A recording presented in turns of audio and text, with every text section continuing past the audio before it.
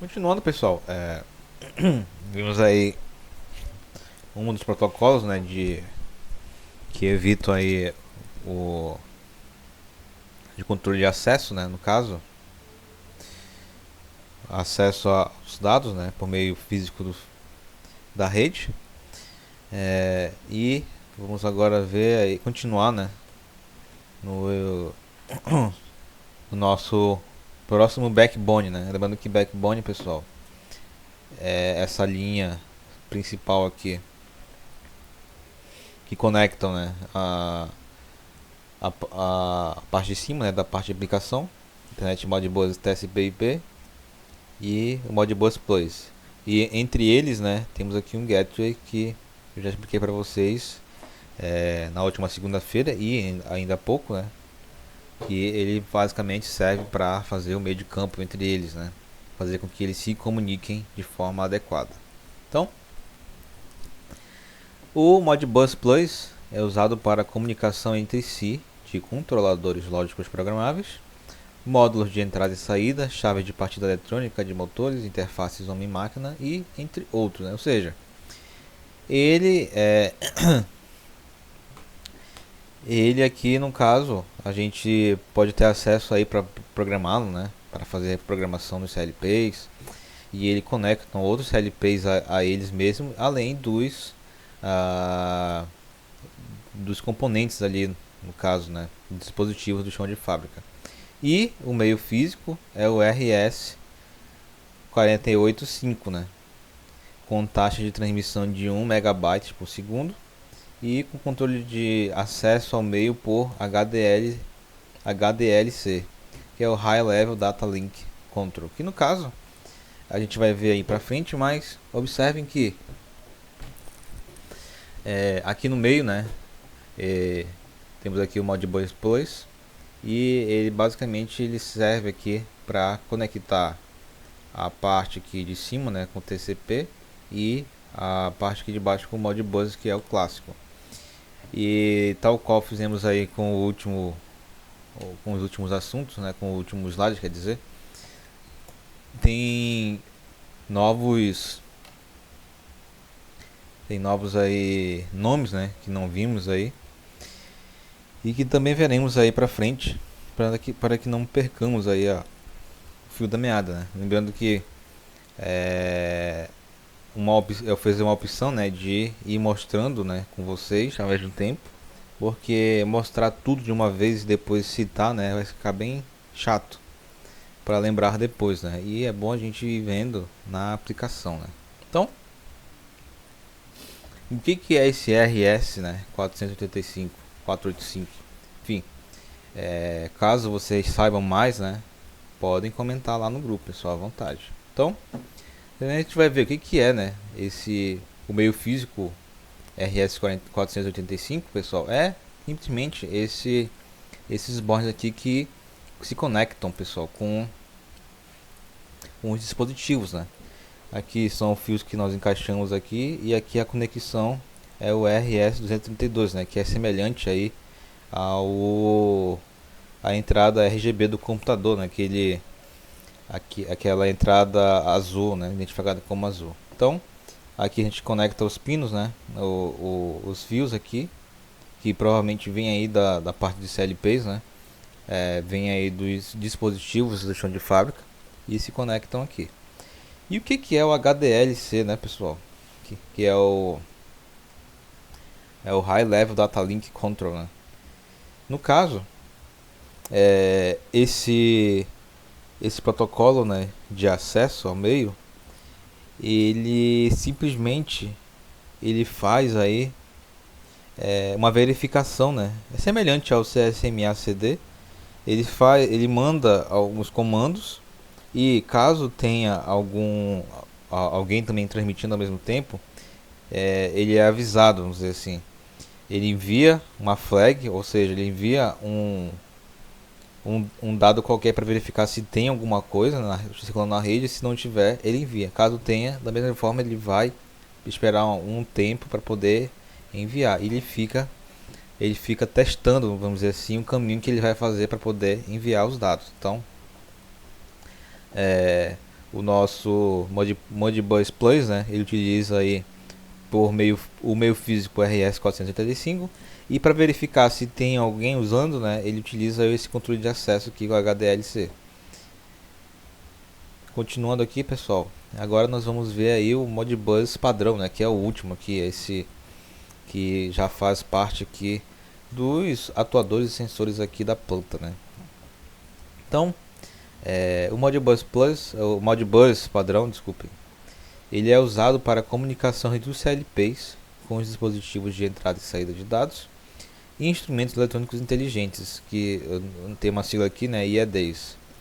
Como eu já tinha falado para vocês, né, esses instrumentos eletrônicos inteligentes, a gente pode ter acesso aí de computadores aqui nessa primeira camada, no caso, né, aqui no Ethernet Modbus TCP/IP.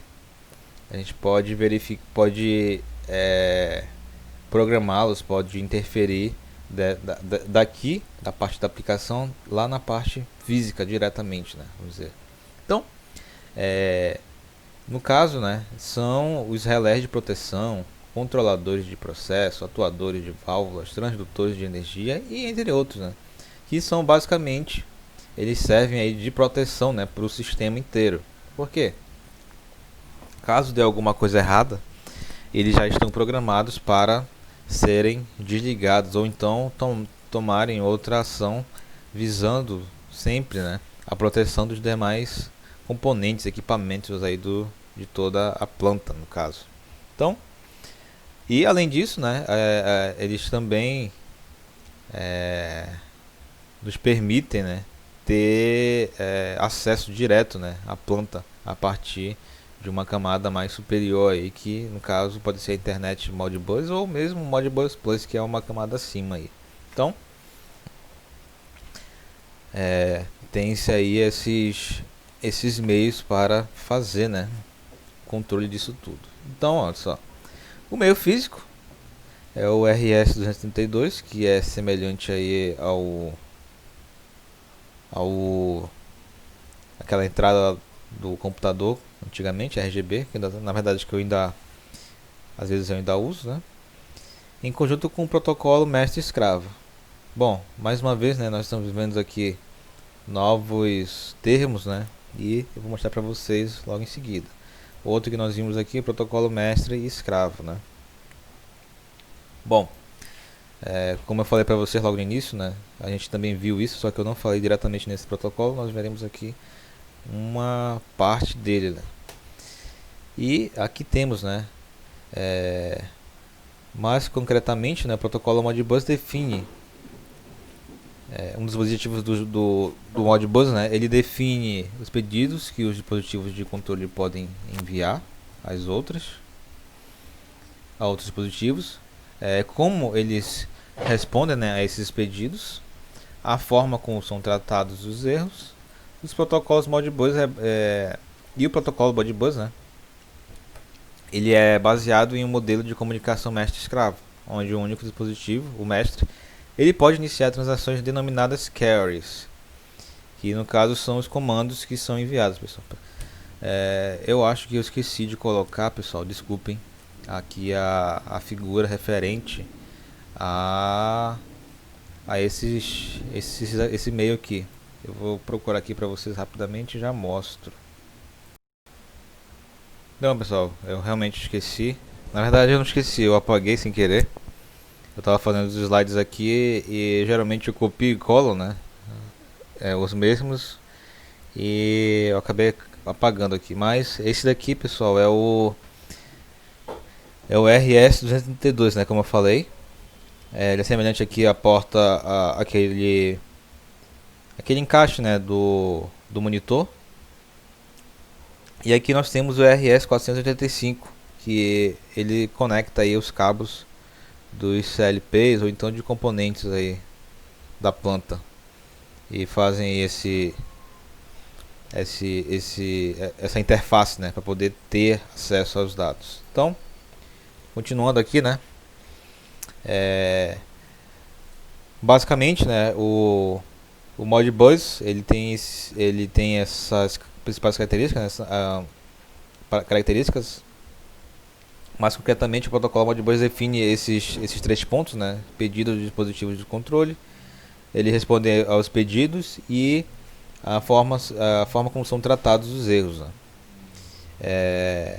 Nesse caso, pessoal, nesses pontos aí são interessantes porque são coisas que parecem ser óbvias, né? Só que não são muito fáceis de fazer. Na empresa que eu estava trabalhando, né?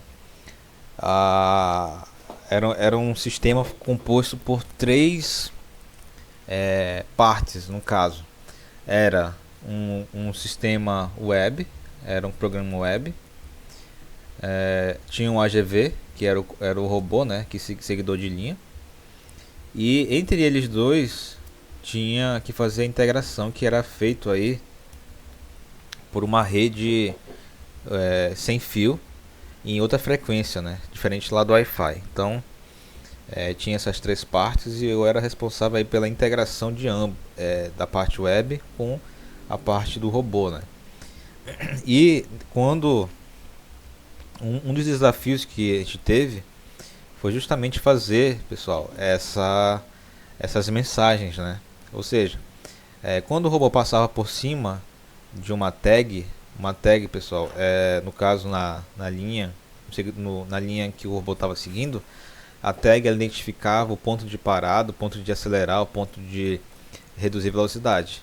E quando passava por essa tag, eu tinha que enviar na hora para o sistema web a localização do robô. A tag 1, tag 2, tag 3. Então eu tinha que enviar a tag. E nesse protocolo que eu tive que fazer, eu tinha que enviar, junto com essa numeração da tag, eu tinha que enviar um caractere que informava que ele passou por ali. E eu tinha que receber do sistema web que ele tinha recebido essa mensagem e ele retornava com outro caractere informando que ele tinha recebido. Aí eu dava meio que uma baixa no sistema do robô, né? Porque o sistema ficava junto com o robô.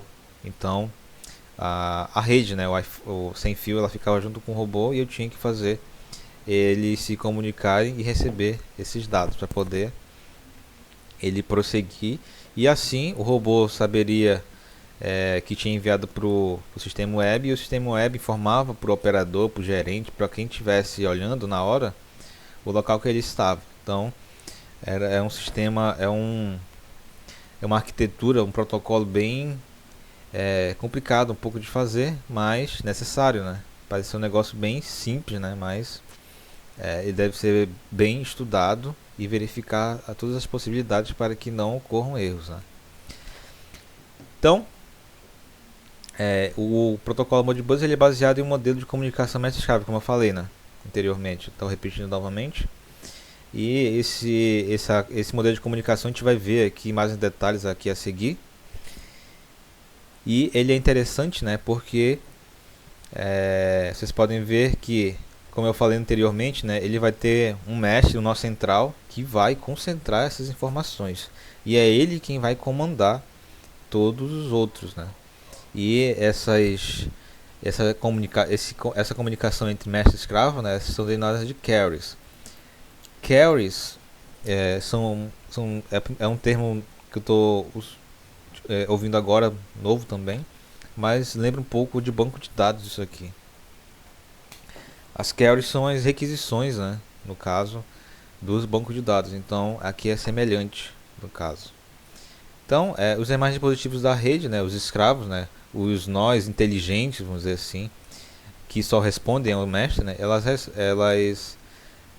estão suprimindo os dados requisitados pelo mestre ou executando uma ação por ela comandada. Lembrando que a gente pode assumir que o mestre é o CLP e as pontas, né, são os escravos.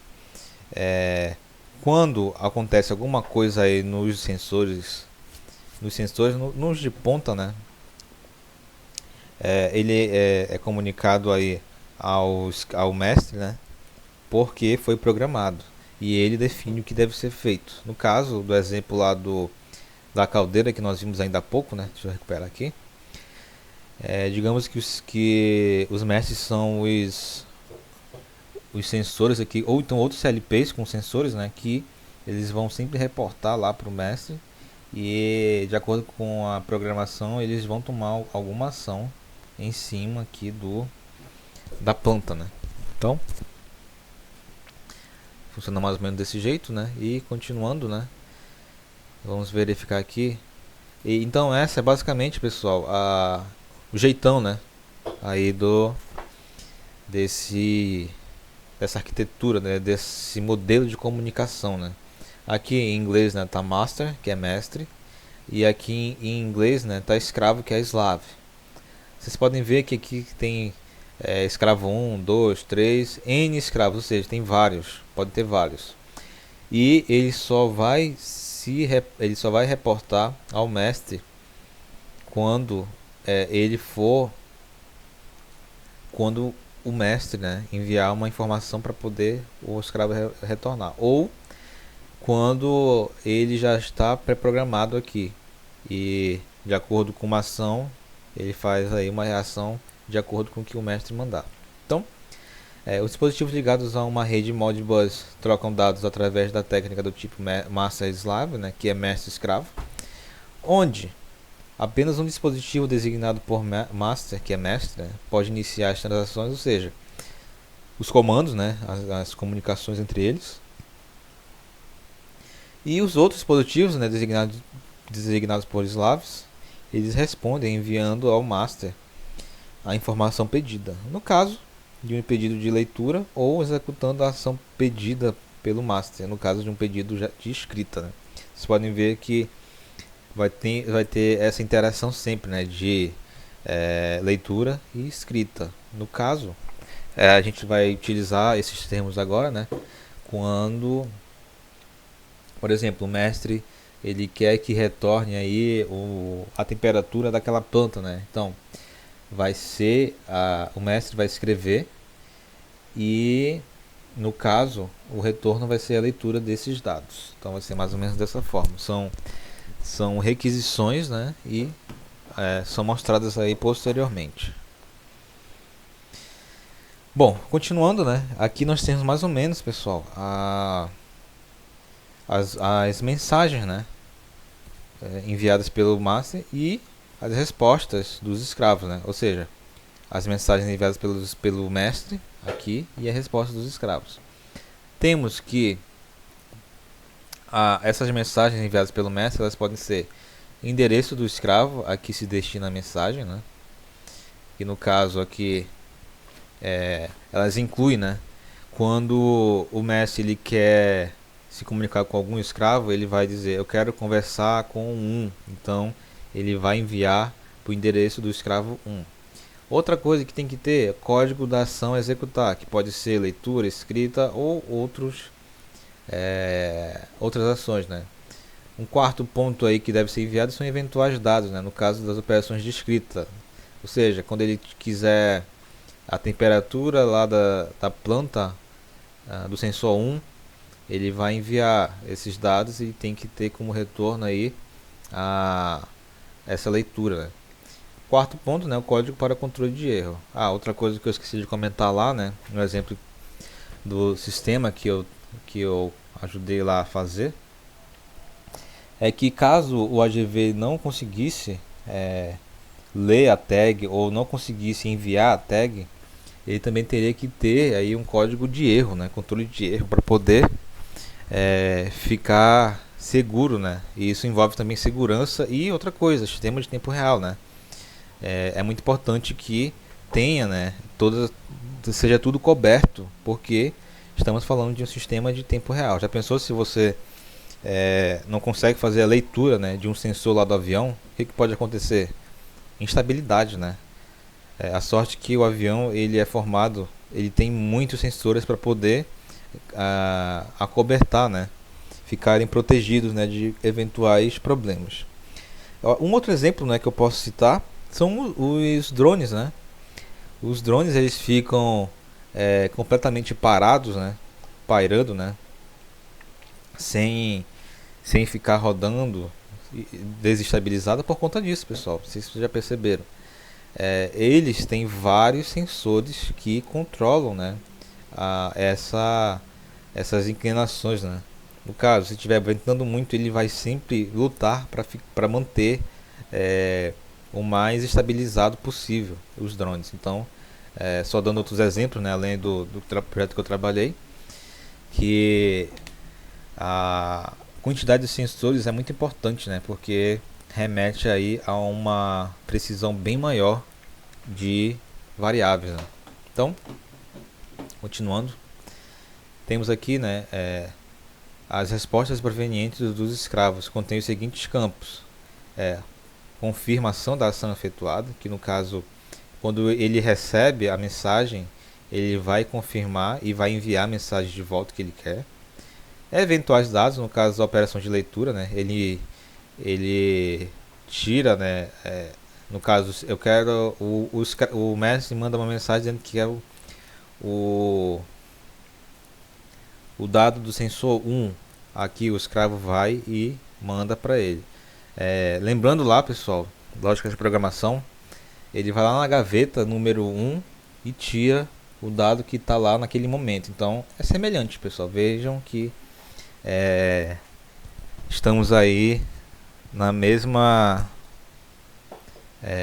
utilizando conceitos aí lá da primeira disciplina que tivemos juntos. Então, terceiro ponto aí, código para controle de erro, da mesma forma. Caso ele não consiga, caso ele não receba a mensagem ou então receba parte da mensagem, ele vai retornar de volta pro, ele vai retornar para o mestre, informando que teve um erro aí no recebimento ou no envio aí do dado.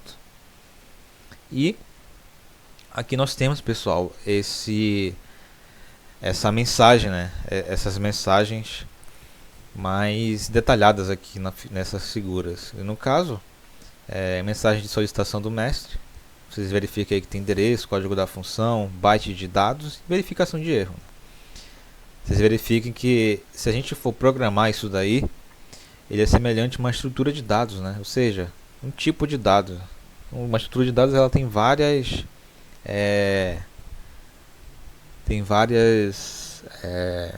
no caso, variáveis juntas, né? Nesse caso aqui teremos endereço, código da função, byte de dados e verificação de erro. E ambos são iguais para poderem se comunicarem, beleza? Então, pessoal, por hoje acredito que é só. Amanhã nós veremos aí os outros padrões, né? Na verdade, acho que veremos aí o próximo vai ser o Field Bus. E tentaremos aí manter essa periodicidade, né, de pelo menos mostrar um todo dia e o mais detalhado possível, né? Beleza? Então, por hoje é só.